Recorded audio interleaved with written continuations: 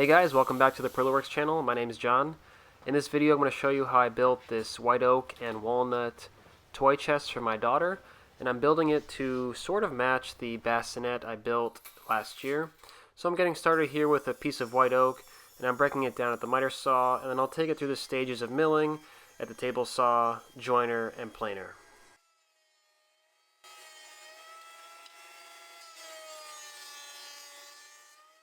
If you're going to build a piece of furniture out of solid hardwood, you're going to have to start off by building some panels. In my case, the panels had to be about 13 inches wide for the box, and the bottom and lid had to be about 15 inches wide. The boards that I had were about 8 to 8.5 inches wide, and it made the most sense to rip them in half and build the panels out of those. And that has to do with the capacity of my joiner and wanting to have an even look for the panels. To me, it made more sense to have 4 pieces to a panel as opposed to 3 that might not be all the same width. These glue-ups should be relatively simple if your material is square and flat. If that's not the case, you could use something like biscuits or dowels to help with alignment.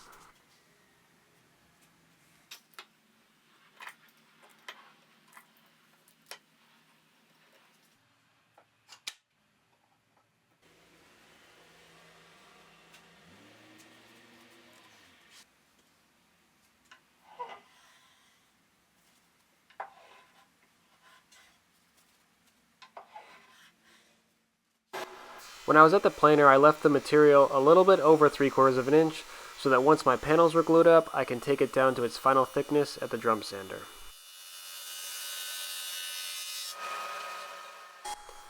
At the table saw, I can get these panels ripped to their final width and cross-cut to their final length.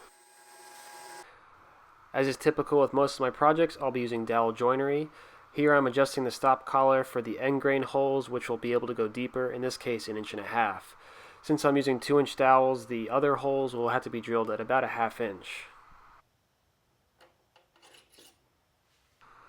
I usually get a few questions each video about this jig. This is called the Dowelmax, and if you guys are curious about this, I would be willing to do a separate video discussing how it works and the reasons that I like using it.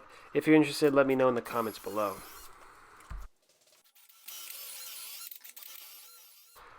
For the holes drilled in the front and back panels, I installed a 1/16 of an inch spacer in the jig.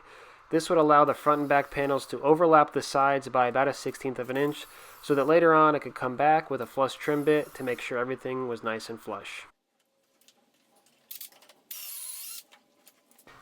And here you can see how the joint goes together, and I like to just use a few of the dowels so that I can get the joint apart easy, and you can also see the 1/16 of an inch overlap. Before moving on, I like to test all of the pieces together to make sure that they fit correctly.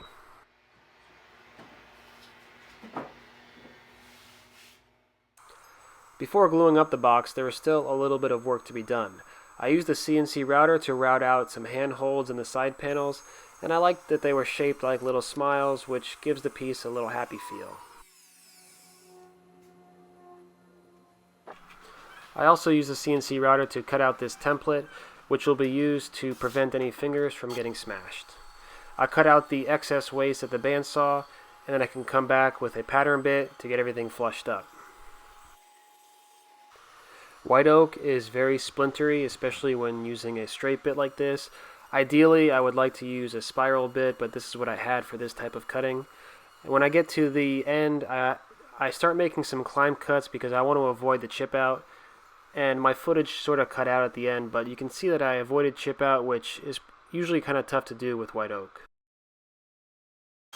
The bottom is going to be a floating hardwood panel, so I'm cutting a 1/2 inch by 1/2 inch groove with the dado stack.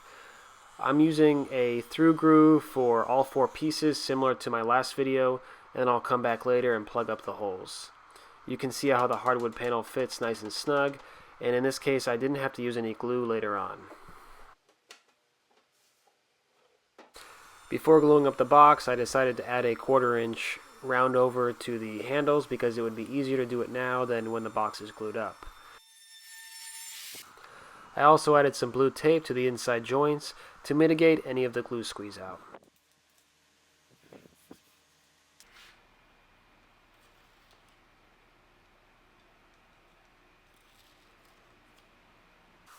I wanted to make sure that the dowels were fully seated in the more shallow holes.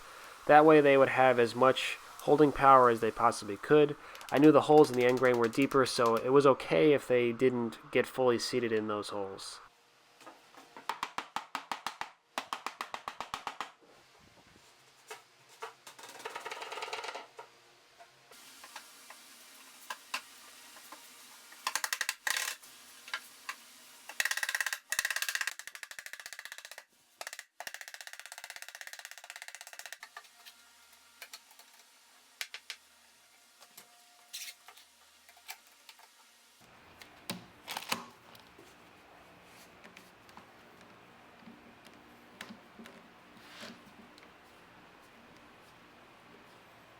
After the box had dried, I could fill the grooves with some white oak plugs and then trim them flush. I'll show you a photo later on how well this turned out. It's pretty surprising how well it works.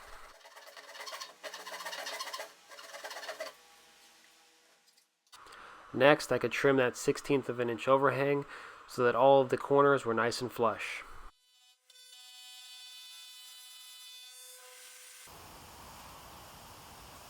While the box is in the clamps drying, I took some time to make a base. This base is made out of walnut. These stretchers here are 3/4 of an inch by 2 inches, and the legs are 1 1/4 square by 4 inches tall. I think it looks okay. It's a little bit more modern than I was hoping for. You can see how it looks with the box on top of it. I would prefer a more traditional look to it, or a more classic look, so I cut out these little templates on the CNC router, and I'm going to use them in a template bit to add some details to the stretchers. Just like before, I'll trace the template onto my piece, cut off the excess of the bandsaw, and then flush trim with the router.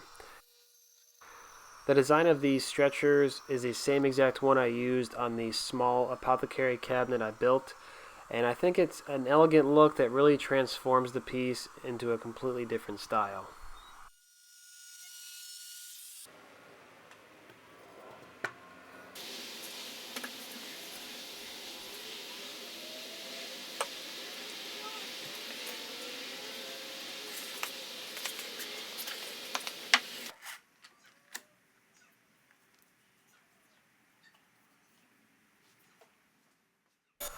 I want the lid to have a 1/2 inch overhang on the sides and front of the box, so I'm cutting it down to size accordingly. After that, I can add some roundovers to all of the pieces.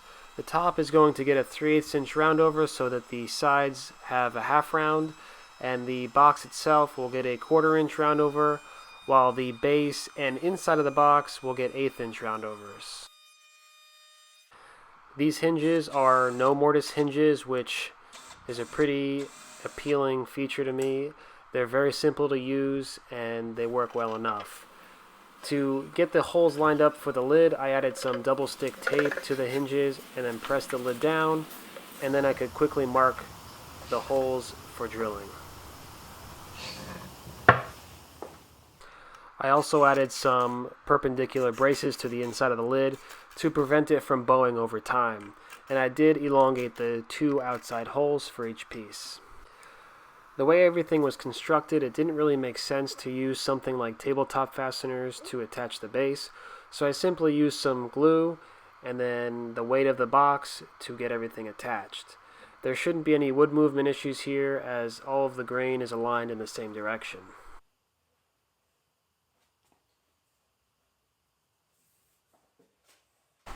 After sanding, I can add my brand and then move on to finish. The finish I'm using is the same one I've used for the past few projects, which is a walnut oil. This works very well. It's simple to apply. It's a wipe on, wipe off. I added 1 coat of this and then also 1 coat of the walnut oil beeswax mixture that I have as well.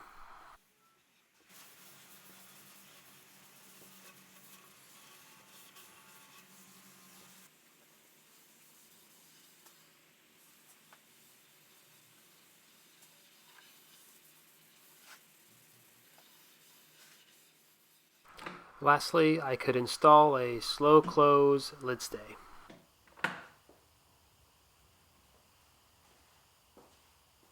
Move! Move!